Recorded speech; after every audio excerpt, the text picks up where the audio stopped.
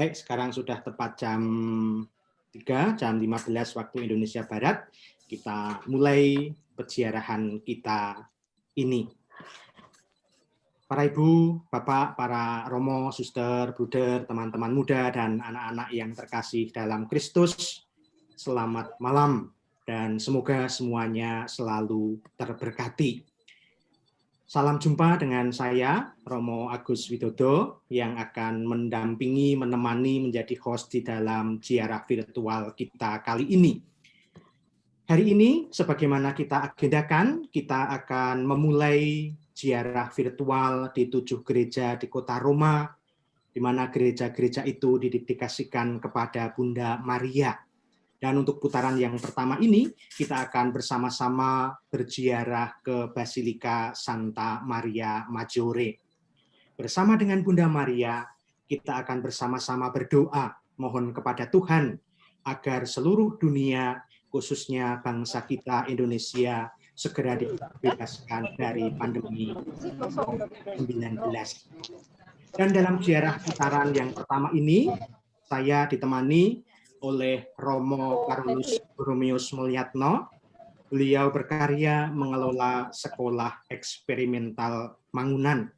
Maka acara kita yang pertama, sebelum kita berkunjung ke Basilika Maria Maggiore, kita akan mendengarkan sharing pastoral dari Romo Mulyatno.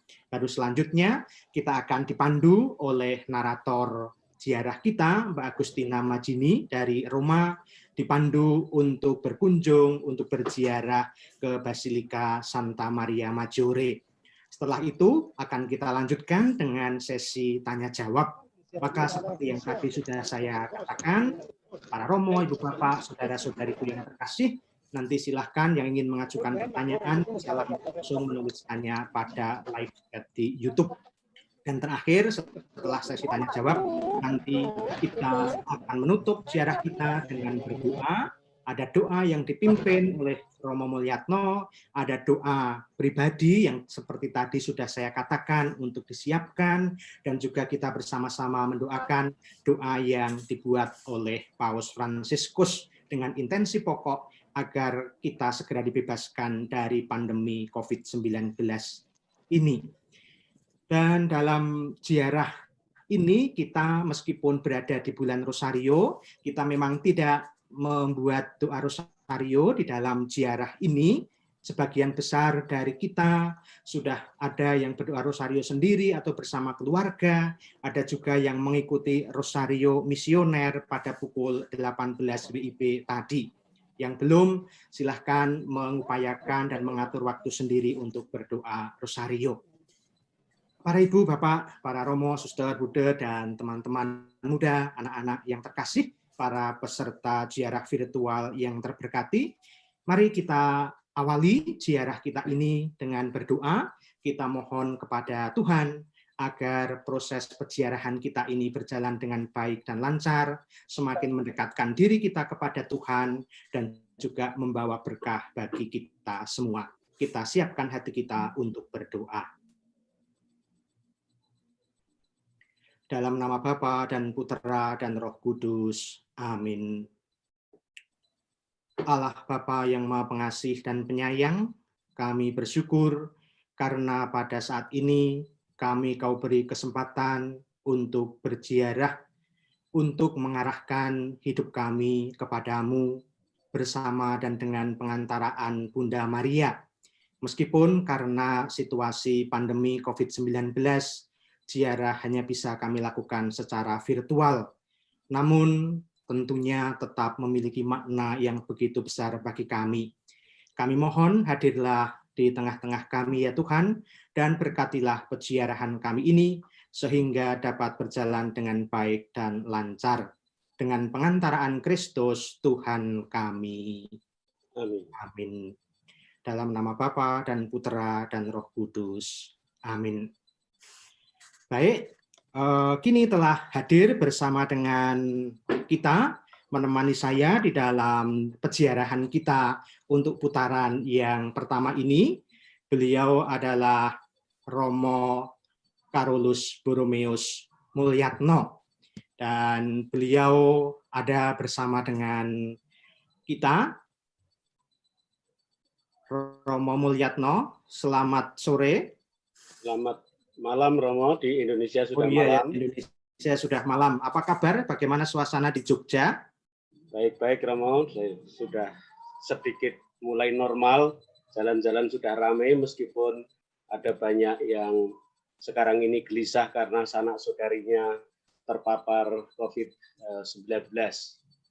Ya, baik Romo, maka mari kita bersama-sama membawa semuanya itu kepada Tuhan di dalam peziarahan kita. Dan nanti kita akan mendengarkan sharing Romo berkaitan dengan karya Romo di Sekolah Mangunan, dikenal begitu. Dan Romo sudah menyiapkan video untuk kita semua, maka untuk mengawalinya mari kita bersama-sama menyaksikan video yang sudah disiapkan oleh Romo Mulyatno, dan nanti kita lanjutkan dengan bersama-sama berdialog dengan Romo Mulyatno.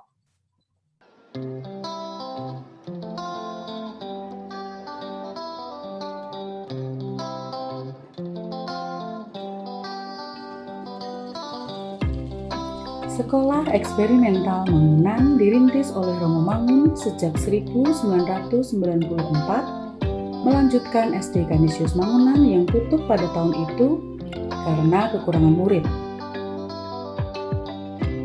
Pada awalnya, Sekolah Eksperimental Mangunan beroperasi dengan menyewa tanah kas desa hingga rumah-rumah penduduk sekitar.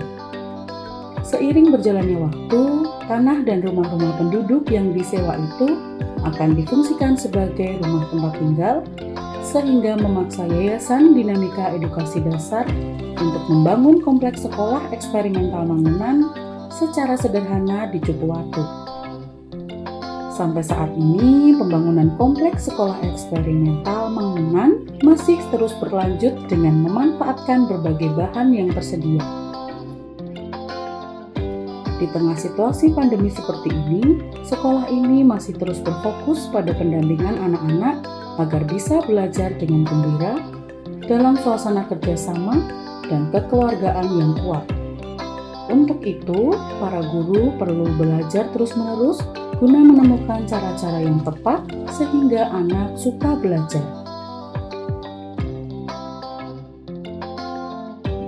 Sejak awal, Romo Mangun menerima murid dari keluarga dengan kondisi ekonomi yang sangat beragam, dan kebanyakan dari keluarga sederhana.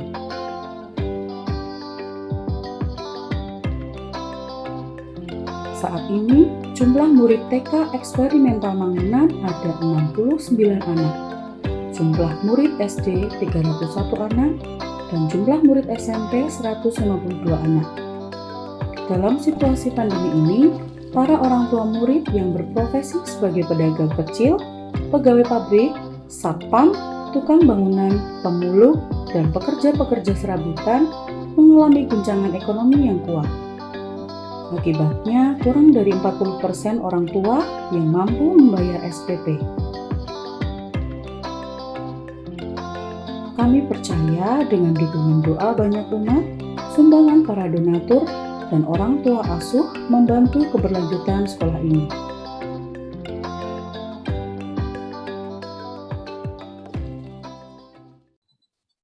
Baik, ini tadi sekilas yang disiapkan oleh Romo Mulyatno yang membuat kita semua semakin mengenal salah satu karya dari peninggalan Romo Mangun. Selanjutnya, saya persilakan Romo Mulyatno untuk men-sharingkan pengalamannya, khususnya terkait dampak COVID pada anak-anak yang bersekolah di Mangunan, para guru, dan lain sebagainya. Dan semoga lalu nanti bisa mengetuk kita semua bagaimana kita bisa bersolidaritas di tengah pandemi ini, Romo. Silahkan. Terima kasih Romo Agus. Bapak Ibu, Romo, Suster, saudara-saudari, selamat malam. Di Indonesia sudah malam, Romo Agus. Di Itali masih siang ya. Ini baru jam 3, Romo. 3. Saya bersyukur bisa menjadi bagian dari kelompok ziarah virtual ini.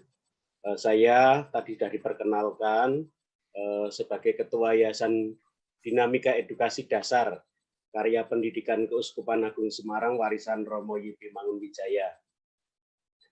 Pada saat ini kami bersyukur karena sedemikian banyak orang peduli dan mendoakan kami yang mengelola karya pendidikan ini.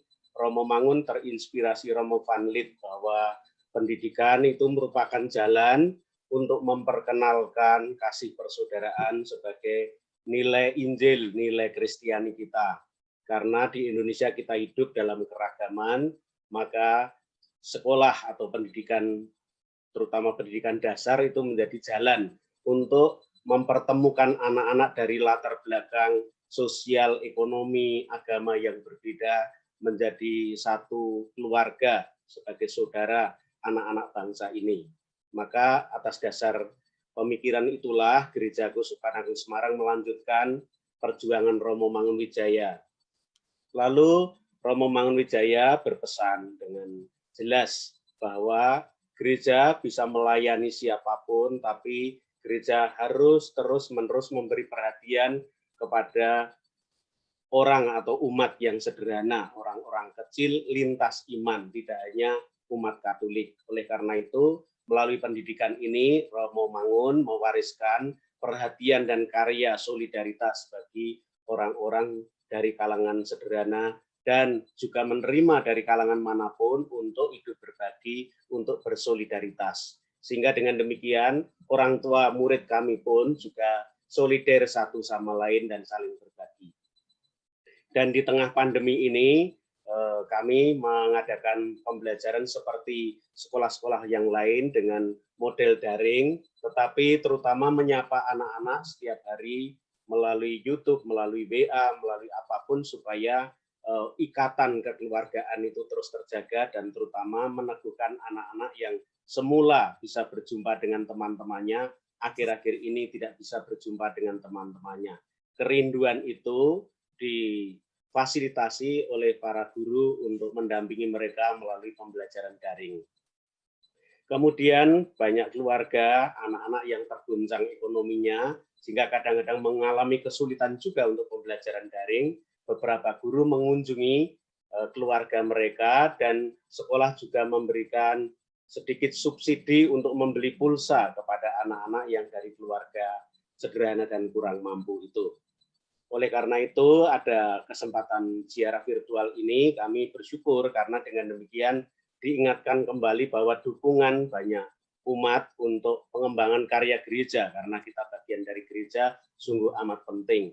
Selain kita berhadapan dengan keprihatinan yang besar tentang pandemi, kita tetap diingatkan bahwa tanggung jawab dan tugas kita sehari-hari perlu dilaksanakan terus, dan salah satunya kami yang mengelola yayasan sekaligus pelayanan pendidikan dan pelatihan guru untuk sekolah-sekolah pinggiran tetap melaksanakan program-program itu dengan berbagai macam cara, terutama melalui cara daring. Oleh karena itu, pada malam hari ini kami mengajak Bapak Ibu dan saudara-saudari semua selain saling mendoakan, meneguhkan, terutama mendoakan saudara-saudari kita yang terpapar, saudara-saudari kita yang dipanggil Tuhan, saudara-saudari kita yang terdampak, mungkin kehilangan pekerjaan atau mengalami kesulitan-kesulitan, kita juga saling berbagi perhatian dan doa dan saling peduli. Karenanya sungguh kami bersyukur dan mengetuk hati untuk bisa berbagi, meneguhkan, dan peduli satu sama lain melalui karya gereja dan melalui karya kita masing-masing. Demikian Romo Agus yang bisa saya sampaikan sedikit tentang sekolah kami, dan sekarang ini sekolah kami sedang membangun kompleks baru di Cukuwatu, seperti diceritakan dalam film tadi, film singkat, bahwa sekolah lama yaitu rumah-rumah penduduk dan kas desa sebentar lagi harus kami kembalikan, tidak bisa disewa lagi karena akan dialihfungsikan untuk kepentingan mereka, hingga kami perlu membangun dan menyiapkan kompleks yang baru. Terima kasih untuk kesempatan ini. Baik, terima kasih Romo Mulyatno atas sharingnya. Nanti akan kita lanjutkan dengan sesi tanya-jawab. Dan sekarang kita lanjutkan dengan ziarah virtual ke Basilika Santa Maria Maggiore. Apakah Bu Tina Majini sudah siap berada di lokasi?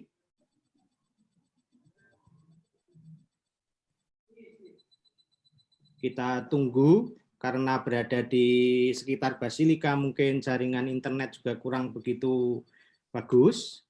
Ini sedang masuk. Semoga segera nyambung. Basilika Santa Maria Maggiore ini merupakan salah satu dari 4 basilika kepausan. Oke, Mbak Tina sudah masuk? Sudah siap?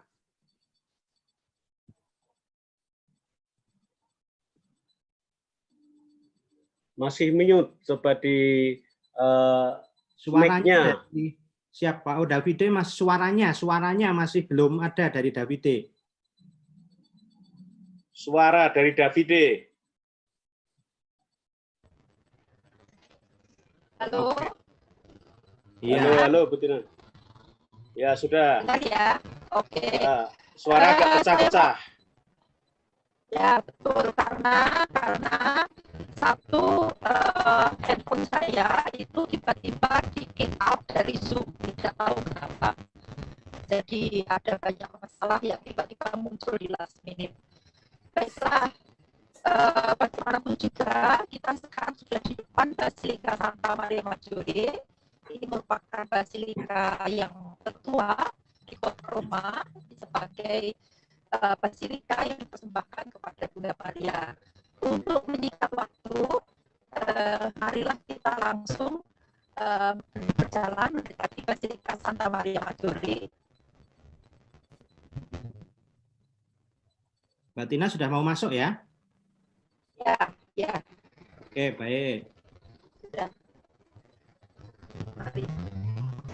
Basilika Santa Maria Maggiore semula dikenal sebagai Basilika Bunda Maria di atas salju atau Basilika Liberianus. Karena basilika ini didirikan pertama kali pada era Paus Liberius, tepatnya pada tahun 352 hingga 366.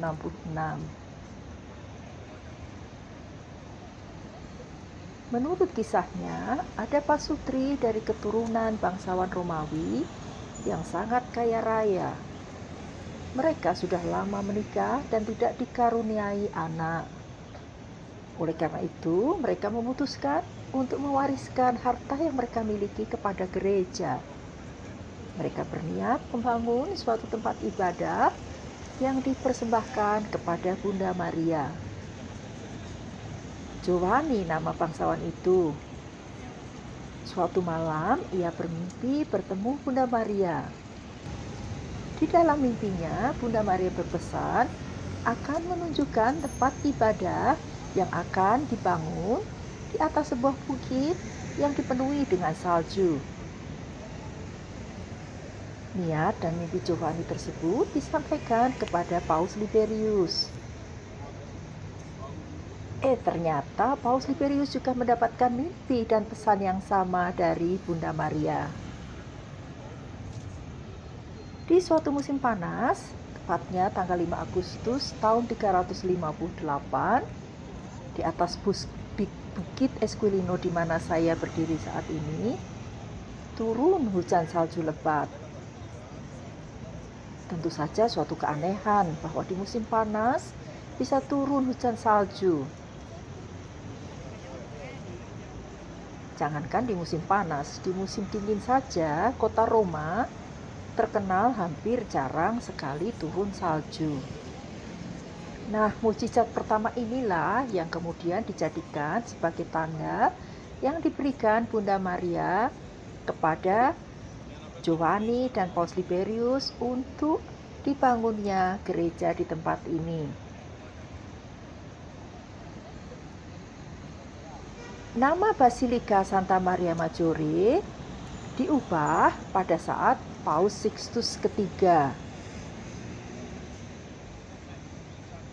Pada tahun 431 di Efesus diadakan konsili yang dihadiri oleh kurang lebih 200 uskup dari berbagai denominasi gereja.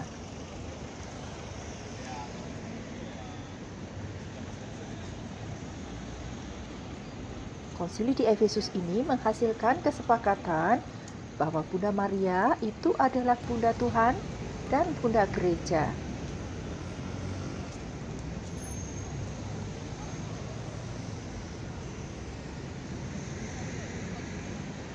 Sepulang dari konsili, Paus Sixtus memutuskan untuk membuat sebuah basilika utama yang dipersembahkan kepada Bunda Maria. Akhirnya dipilihlah Basilika Liberianus untuk menjadi basilika utama yang dipersembahkan kepada Bunda Maria. Sejak saat itu, basilika ini bernama menjadi Basilika Santa Maria Maggiore. Marilah sekarang kita memasuki ruang depan basilika.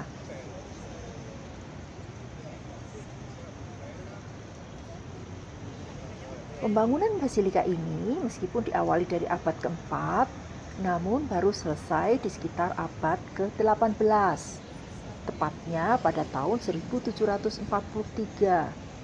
Jadi bisa kita bayangkan pembangunan gereja ini diperlukan waktu kurang lebih 14 abad lamanya.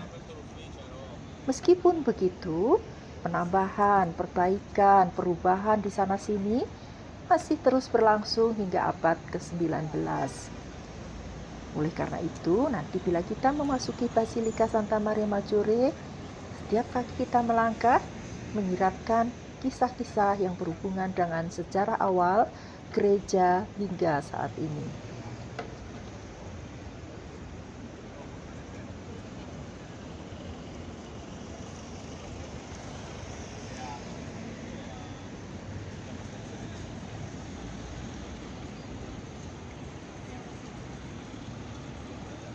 Nah, saat ini kita sedang berada di koridor di depan pintu masuk Basilika Santa Maria Maggiore.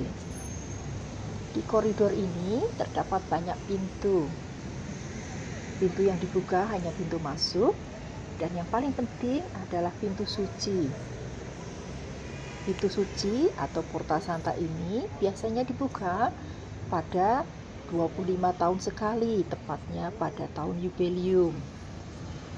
Terakhir, pintu suci ini dibuka pada tahun Jubileum luar biasa kerahiman Allah. Jubileum itu dicanangkan oleh Paus Fransiskus pada tanggal 8 Desember 2015 dan diakhiri pada tanggal 20 November 2016. Tahun suci berikutnya akan dilaksanakan pada tahun 2025. Nah, sekarang saya harus menggunakan masker dulu sebelum memasuki basilika. Karena sesuai protokol kesehatan, apabila kita masuk di suatu ruang tertutup, kita wajib menggunakan masker.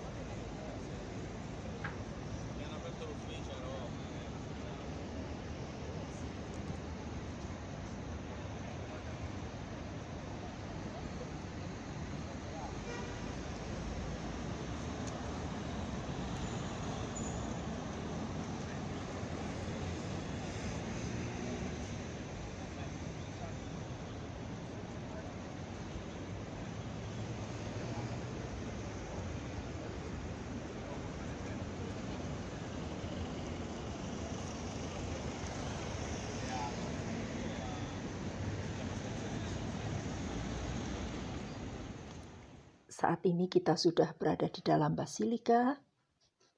Kalau kita perhatikan, dari segi arsitektur dan seni, basilika ini memiliki kekayaan yang luar biasa. Salah satu kekayaan yang bisa kita perhatikan di sini adalah ragam marmer yang langka dijumpai di tempat-tempat lain. Lantai marmer dari basilika dibuat oleh suatu keluarga Romawi kuno yang disebut sebagai keluarga Cosmati yang terkenal membuat suatu desain lantai dasar dengan desain kosmika. Keluarga ini dipercaya oleh Vatikan untuk menata lantai marmer hampir di banyak gereja-gereja penting di Italia.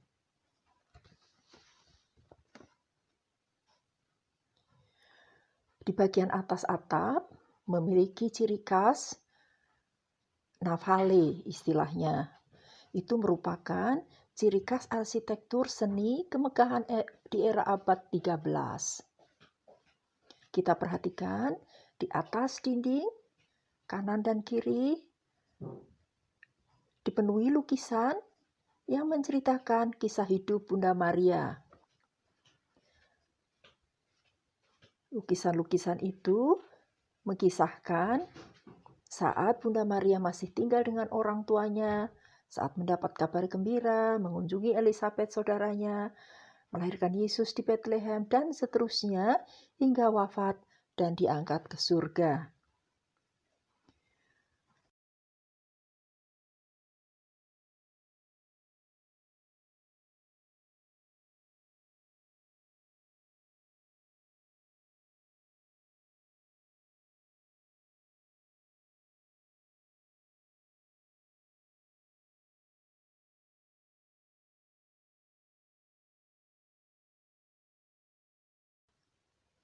Sekarang kita menuju ke suatu ruang penting yang disebut sebagai ruang baptistero atau ruang pembaptisan.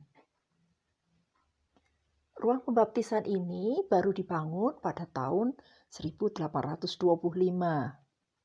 Jadi relatif baru. Di tengah ruang baptistero ini terdapat patung Santo Yohanes Pembaptis, dibuat oleh keluarga Valadier.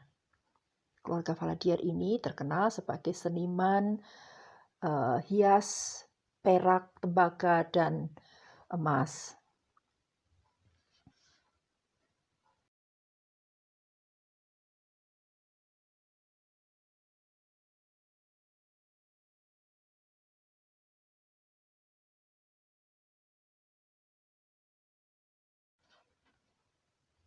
Kita kembali ke koridor semula, yaitu koridor sebelah kanan dari Basilika. Kita perhatikan ada banyak kamar pengakuan dosa. Kamar pengakuan dosa ini di bagian tengahnya biasanya dituliskan bahasa-bahasa apa saja yang dilayani.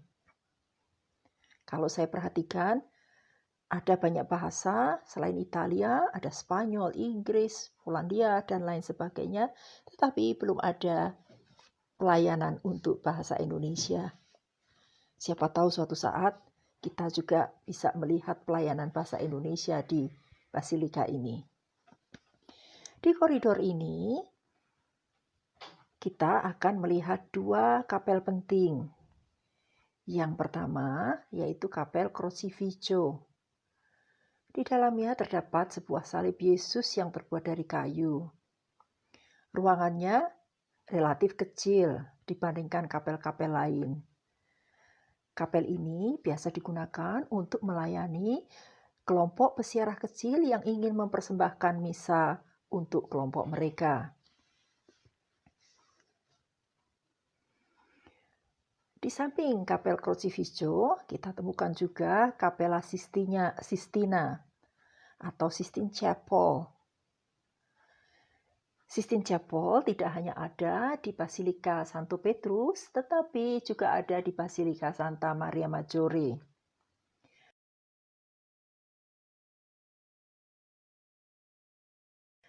Capella Sistina ini relatif baru, karena dibangun oleh Paus Sixtus kelima kurang lebih pada tahun 1500-an, tepatnya 1585 hingga 1590. Paus Sixtus kelima dimakamkan juga di tempat ini. Capella Sistina ini juga memiliki beberapa karya seni dari Michelangelo. Sayang saat ini kapela ini ditutup sehingga kita tidak bisa menyaksikan karya Michelangelo di tempat ini.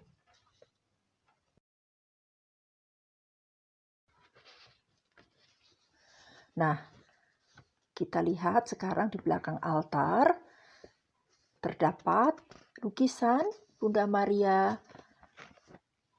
dimahkotai di surga. Lukisan ini terbuat dari batu-batu kecil mosaik yang dibuat pada abad ke-13.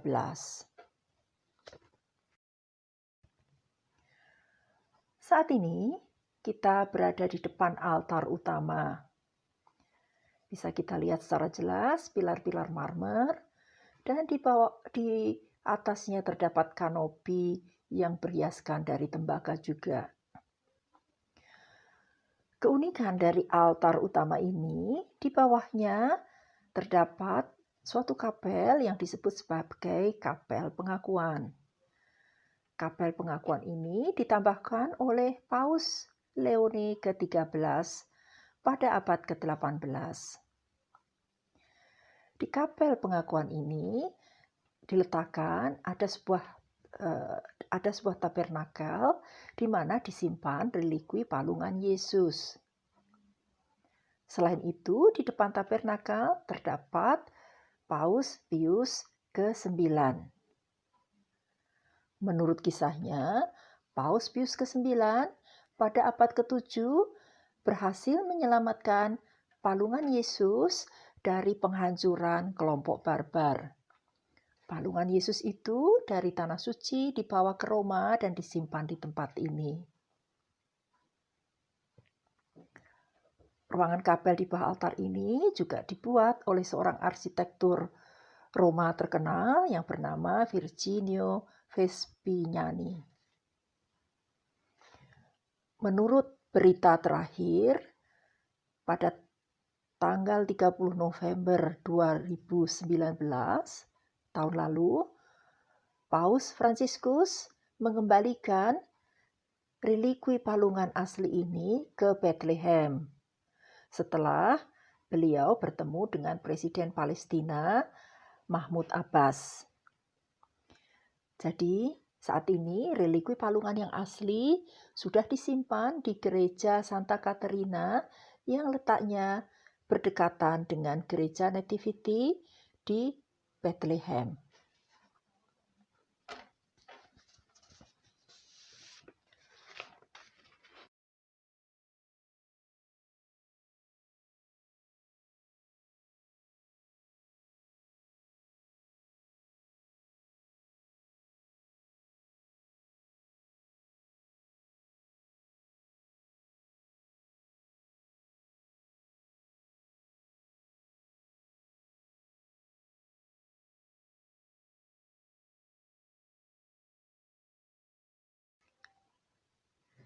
Di sebelah kiri altar, di depan kita, ada sebuah kapel utama yang jauh lebih besar, disebut sebagai Kapel Paulina. Kapel ini dibangun pada abad ke-7. Di dalamnya, kalau kita perhatikan, terdapat ikon Bunda Maria dengan nama Salus Populi Romani. Di atas ikon Bunda Maria terdapat suatu patung timbul yang menggambarkan peletakan batu pertama dibangunnya basilika ini oleh Paus Liberius. Tampak sekali Paus Liberius sedang menggali gundukan salju untuk meletakkan batu pertama. Ikon Bunda Maria Penolong Abadi atau ikon Bunda Maria Salus Populi Romani ini pada mulanya dikenalkan oleh Rasul Lukas. Seperti kita tahu, Rasul Lukas adalah pelukis. Rasul Lukas melukiskan Bunda Maria dengan kanak-kanak Yesus dengan wajah yang cukup menenangkan. Kita perhatikan tangan kiri Bunda Maria memegang sapu tangan. Sapu tangan itu diartikan bahwa Bunda Maria siap memberikan penghiburan dan menghapus air mata kita semua. Sedangkan kanak-kanak Yesus pada tangan kanan memberikan berkat dan tangan kirinya memegang kitab suci. Sebagai perlambang bahwa Tuhan Yesus memberkati kita semua dan meminta kita untuk mewartakan kabar gembira. Masih pada koridor yang sama, kita lihat ada patung Bunda Maria Ratu Perdamaian atau Regina Pacis. Jadi para peziarah juga bisa berdoa untuk memohon perdamaian di dunia ini melalui Bunda Maria Perdamaian. Di antara patung Bunda Maria Perdamaian ini terdapat 2 kapel lainnya. Yang satu disebut sebagai kapel Sforza, di mana di dalamnya diletakkan adorasi Ekaristi. Para peziarah yang berniat melakukan adorasi Ekaristi bisa memasuki kapel ini untuk berdoa.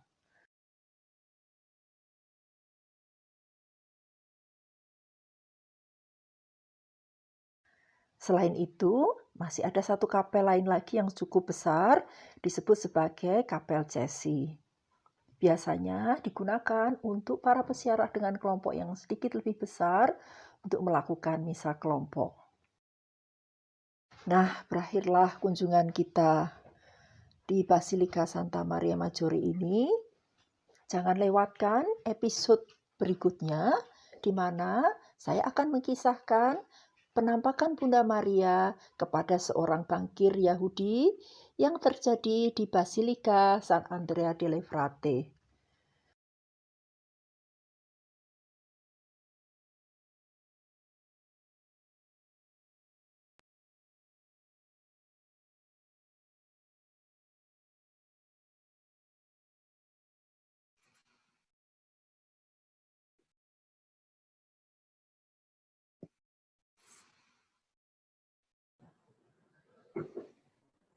Sudah selesai, sekarang saya sudah di luar dan kurang lebih tadi kunjungan kita di dalam Basilika Santa Maria Maggiore. Nanti kita akan dipimpin doa oleh Romo Mulyatno, berdoa di depan ikon Bunda Maria Penolong Abadi yang bernama Salus Populi Romani. Sekali lagi, semoga nanti bila ada pertanyaan-pertanyaan bisa dilayangkan. Acara selanjutnya saya kembalikan ke host.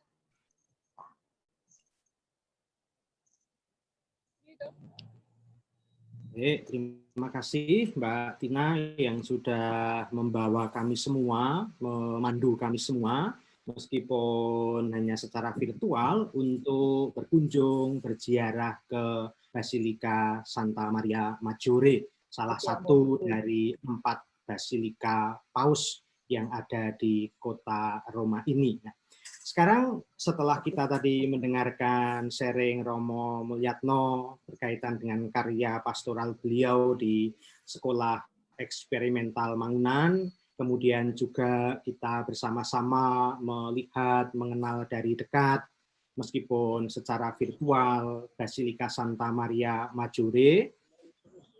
Ada beberapa pertanyaan yang masuk melalui live chat, dan kita akan memasuki sesi dialog atau sesi tanya-jawab yang akan kita lakukan bersama-sama. Nanti saya akan membacakan pertanyaan-pertanyaan yang ada, dan nanti akan pertanyaan berkaitan dengan Sekolah Eksperimental Mangunan akan langsung dijawab oleh Romo Mulyatno. Kemudian pertanyaan berkaitan dengan ziarah, dengan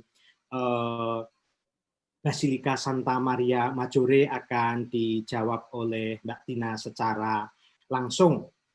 Baik, sejauh saya mencatat, yang masuk di dalam chat YouTube itu sebagian besar adalah wujud permohonan. Ya, wujud permohonan. Tentunya nanti saat doa tidak bisa kita baca satu persatu karena sangat banyak, dan pertanyaan yang muncul memang hanya sedikit, ya, hanya sedikit pertanyaan yang muncul. Sebagian besar adalah permohonan untuk didoakan bersama-sama. Nanti akan kita doakan bersama-sama. Setelah Romo Mulyatno memulai doa, lalu masing-masing diberi kesempatan untuk hening, untuk berdoa secara pribadi, lalu nanti akan kita rangkum dengan doa dari Paus Fransiskus. Salah satu pertanyaan yang muncul adalah ini, untuk Mbak Tina. Mbak Tina ada di situ? Ya, baik. Ada, siap, ini, Mbak. siap. Biasanya itu kita membuat ziarah atau membuat kegiatan doa itu novena 9 kali. Tetapi ini yang kita buat adalah ziarah 7 gereja. Mungkin Mbak Tina bisa menjelaskan bagaimana tradisi ziarah 7 gereja ini di dalam tradisi gereja Katolik. Silahkan Mbak Tina. Ya, halo saudara-saudaraku. Ziarah 7 gereja sebenarnya itu sudah ada sejak abad ke-5. Jadi waktu itu banyak santa atau santo berkunjung ke Roma untuk melakukan ziarah 7 gereja. Tetapi kemudian pada saat Santo Filippo Neri mulai membuat kegiatan untuk anak-anak muda, dia mulai memformulasikan ziarah 7 gereja itu. Awalnya Santo Filipus Neri memformulasikan 7 gereja itu kunjungan ke 4 basilika utama di kota Roma dan 3 basilika lainnya, antara lain Basilika San Lorenzo, Basilika Santa Croce Jerusalem, dan Katakombe Santo Sebastian.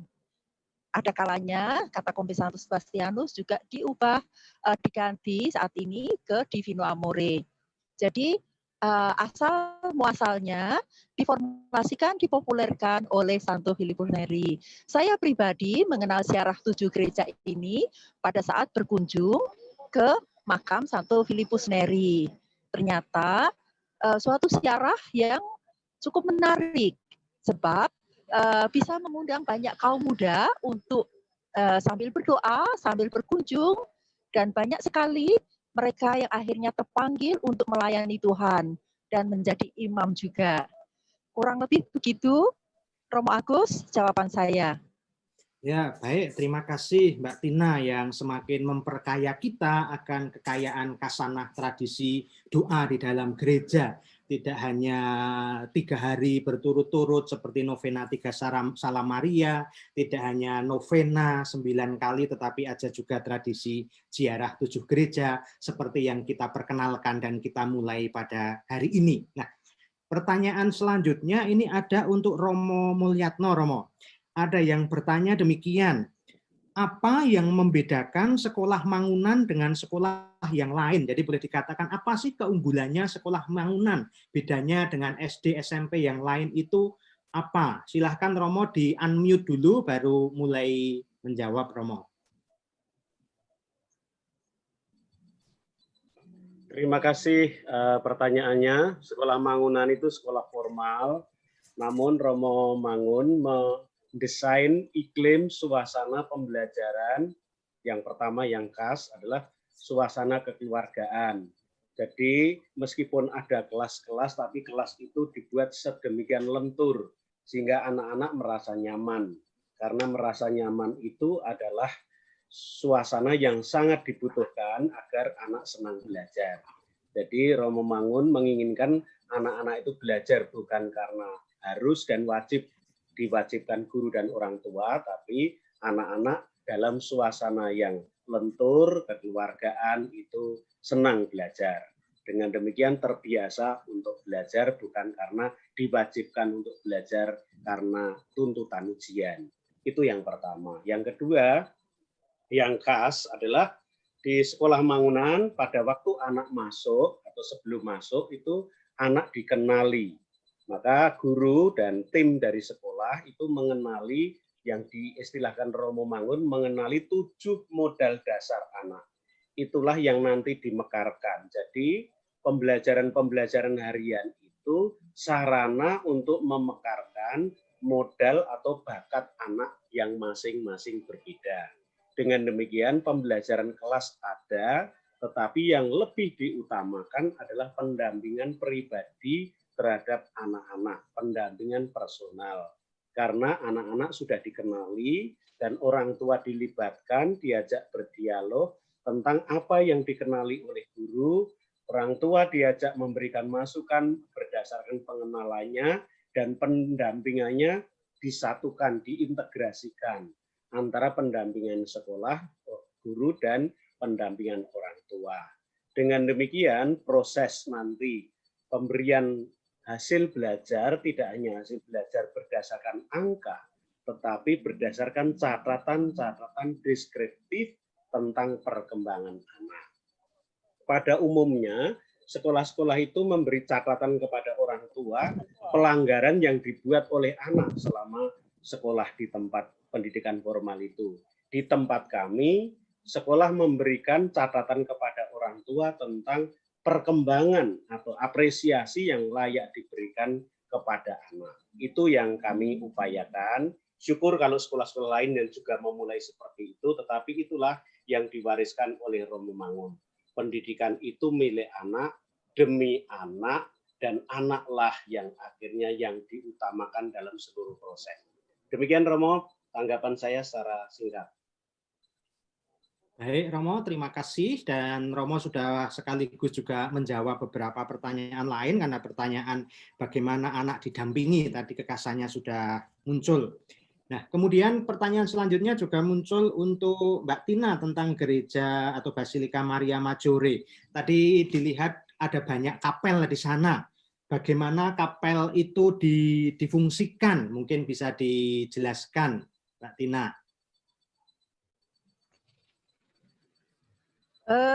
Kapel yang mana ya, Romo Agus? Di dalam Basilika tadi kan ada banyak kapel ya, ada kapel Sistine, ada kapel-kapel yang lain itu. Nah, itu bagaimana fungsinya? Di satu gereja kok ada banyak kapel gitu. Kalau di Indonesia kan satu gereja ya sudah gitu kan, ada kapel-kapel kecil. Oh, oke.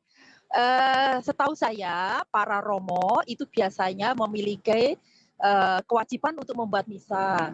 Oleh karena itu, sering dalam suatu gereja, apalagi basilika, terdapat banyak sekali kapel-kapel yang bisa digunakan oleh para romo itu, baik bermisa sendiri ataupun bermisa dengan suatu kelompok.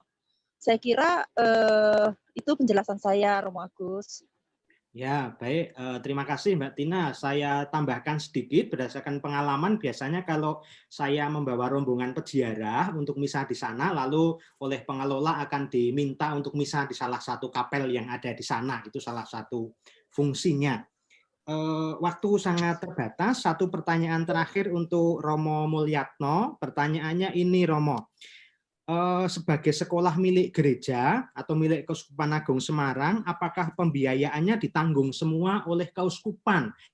Dan bentuk bantuan apa yang bisa diberikan? Apakah bisa memberikan buku, dikta, dan lain sebagainya? Romo, silahkan. Ya, terima kasih Romo Agus. Milik keuskupan, tetapi yayasan yang mengelola. Jadi keuskupan menyerahkan kepada Yayasan Dinamika Edukasi Dasar untuk mengelola sekolah ini. Jadi pembiayaan sekolah ini yang utama dari keterlibatan orang tua dengan prinsip orang tua memberikan yang terbaik untuk pendidikan anaknya. Maka SPP atau uang sekolah di sekolah kami tidak sama karena Tuhan memberikan anugerah kepada keluarga berbeda-beda. Semuanya diberi anugerah tapi berbeda-beda. Nah, perbedaan itu juga terjadi dalam memberikan kontribusi untuk SPP. Guru-guru dan kami mengenali keluarga karena keluarga anak itu menjadi satu keluarga sehingga kami mengetuk hatinya memberikan kontribusi yang terbaik seturut kemampuannya. Jadi tidak ada uang SPP yang naik tiap tahun dengan prosentase, tidak. Kalau ada kenaikan uang SPP itu karena kesadaran dan keterbukaan keluarga karena mendapatkan rezeki yang lebih. Itu yang pertama. Yang kedua, yang menopang juga para donatur. Mengingat bahwa sekolah kami itu 70% itu dari keluarga kelas menengah ke bawah, keluarga sederhana. Selain dari keluarga-keluarga yang agak mampu memberikan sumbangan lebih, juga para donatur ada yang rutin, ada yang sifatnya aksidental. Ada kelompok lain yaitu orang tua asuh.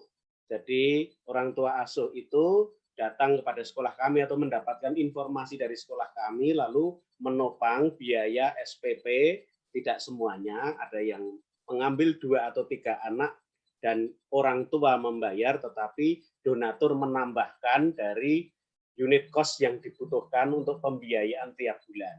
Itu yang terjadi. Lalu keuskupan itu memberikan tanggung jawab kepada yayasan untuk mengelola pembiayaan dan pengelolaan sekolah ini secara mandiri.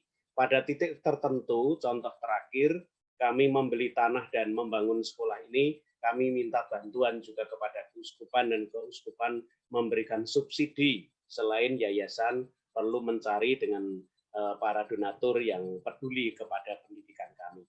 Itu Romo jawaban saya. Terima kasih.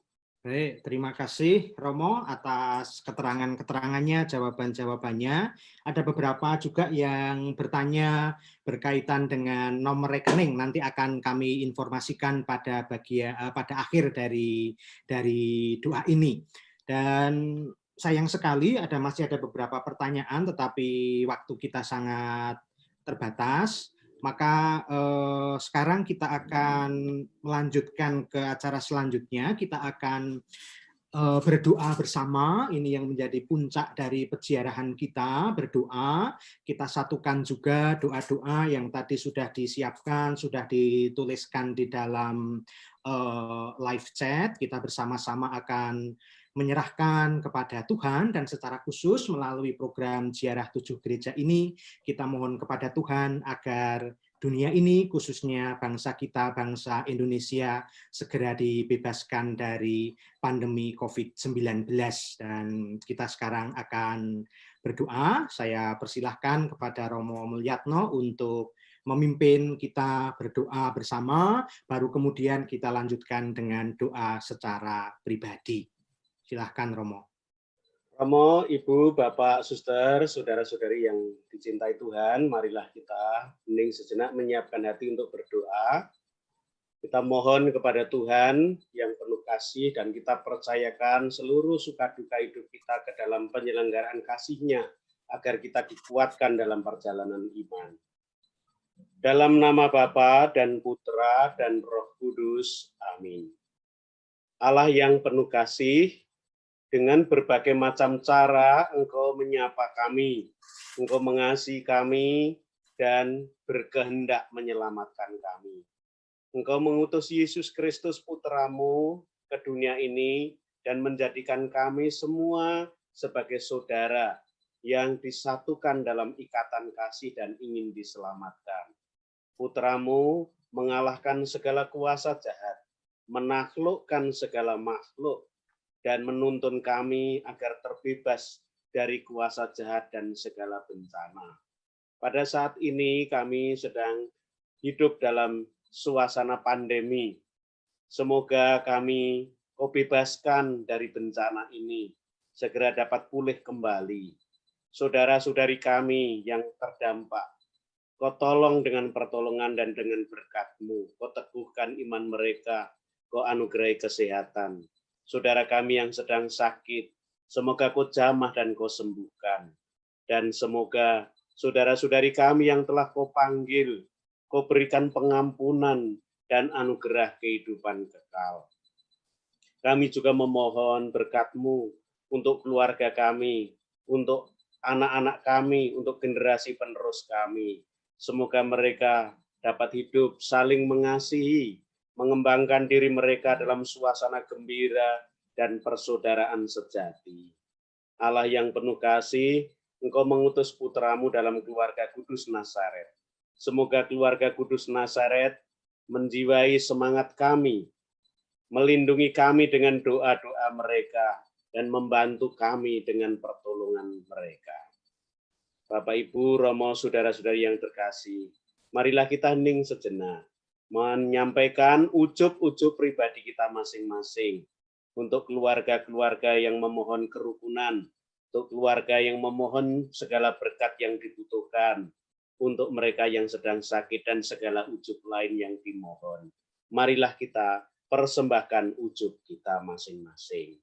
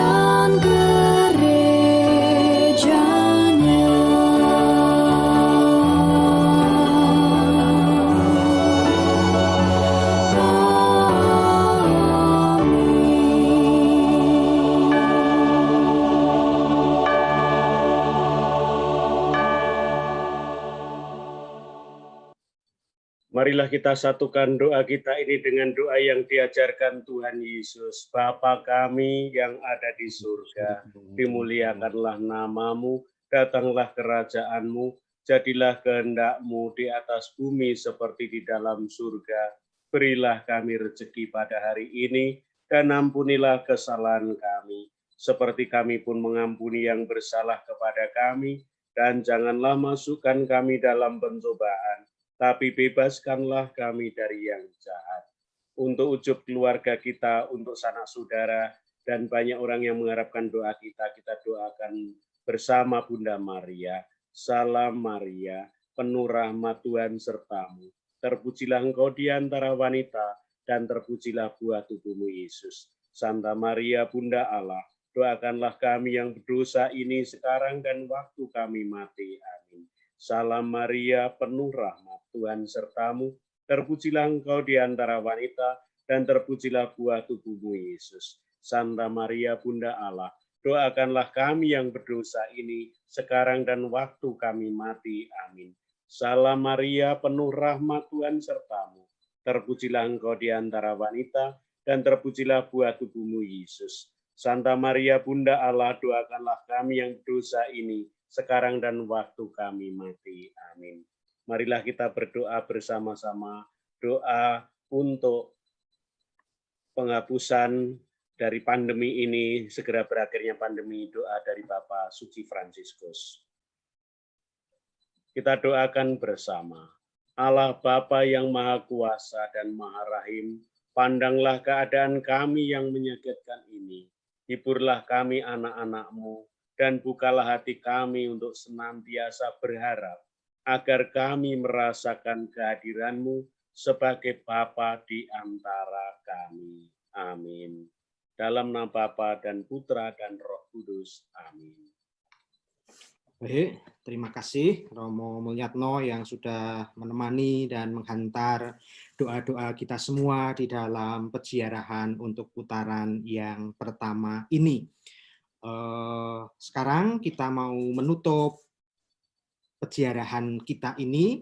Kita siapkan hati secara khusus untuk menerima berkat Tuhan dengan pengantaraan Romo Mulyatno juga. Terima kasih Ibu Bapak Romo, Suster, Saudara-saudari, kebersamaan kita dalam ziarah ini. Marilah kita menutupnya dengan memohon berkat Tuhan. Tuhan bersamamu dan bersama rohmu. Kita semua, keluarga kita, karya-karya pekerjaan kita, dan sanak saudara yang kita doakan serta mengharapkan doa-doa kita, dibimbing, dilindungi, dan diberkati oleh Allah yang Maha Kuasa, Bapa dan Putra dan Roh Kudus. Amin. Baik, terima kasih Romo Mulyatno atas doa-doa dan berkatnya untuk kita semua. Terima kasih juga kami haturkan kepada para ibu, bapak, para romo, suster, bruder, teman-teman muda, dan anak-anak yang telah bersama-sama memulai ziarah kita pada sore hari ini dengan berkunjung ke Basilika Santa Maria Maggiore. Kami mohon maaf atas berbagai macam kesalahan teknis yang terjadi karena tadi sempat HP dari Mbak Tina yang mestinya ada di dalam Zoom itu hang sehingga tinggal kami berdua dan saya kesulitan untuk spotlight Romo Mulyatno karena hanya 2 orang. Dan semoga untuk putaran yang kedua, ketiga, dan selanjutnya dapat berjalan dengan lebih baik dan lebih lancar. Sekali lagi, terima kasih kepada Bapak Ibu, para romo, suster, bruder, teman-teman muda, dan anak-anak semuanya di dalam peziarahan ini. Terima kasih juga kepada Mbak Agustina Majini yang telah memandu kita semua untuk berziarah, berkunjung ke Basilika Santa Maria Maggiore. Secara khusus, terima kasih juga kepada Romo Mulyatno yang telah membantu kami untuk semakin mengenal salah satu karya gereja peninggalan dari Romo Mangunwijaya. Dan tadi banyak hal sudah diseringkan oleh Romo Mulyatno. Dan kalau Bapak, Ibu, Saudara-saudari tergerak untuk memberikan bantuan, kami sampaikan juga rekening dari Yayasan edukasi dasar yang membawai sekolah Mangunan. Dan tadi di dalam live chat ternyata ada beberapa dari saudara-saudari yang mengikuti untuk menanyakan hal ini. Ini saya tampilkan. Dan prinsipnya di dalam memberikan sedekah ini, saya kutipkan dari surat Rasul Paulus, hendaklah masing-masing memberi menurut kerelaan hatinya. Allah mengasihi orang yang memberi dengan sukacita. Ini yang menjadi prinsip bagi kita semua, dan silahkan dicatat juga di bawah YouTube. Di situ ada deskripsi, ada juga nomor rekening Yayasan Dinamika Edukasi Dasar.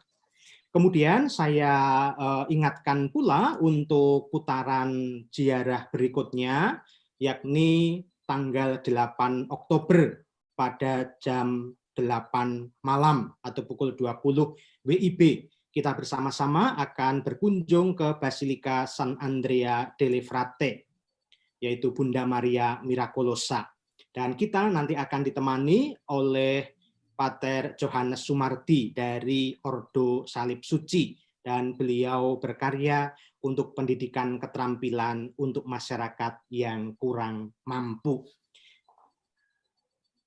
Terima kasih juga kepada Biang Lala yang telah banyak membantu kita semua untuk mengorganisir peziarahan virtual kita kali ini, dan akan terus membantu kita semua, memfasilitasi kita semua di dalam peziarahan kita sampai putaran yang ke-7 terakhir nanti. Dan sekali lagi terima kasih untuk semuanya. Dan saya tunggu kehadirannya pada putaran yang kedua, yakni pada tanggal 8 Oktober nanti. Selamat malam, Tuhan memberkati.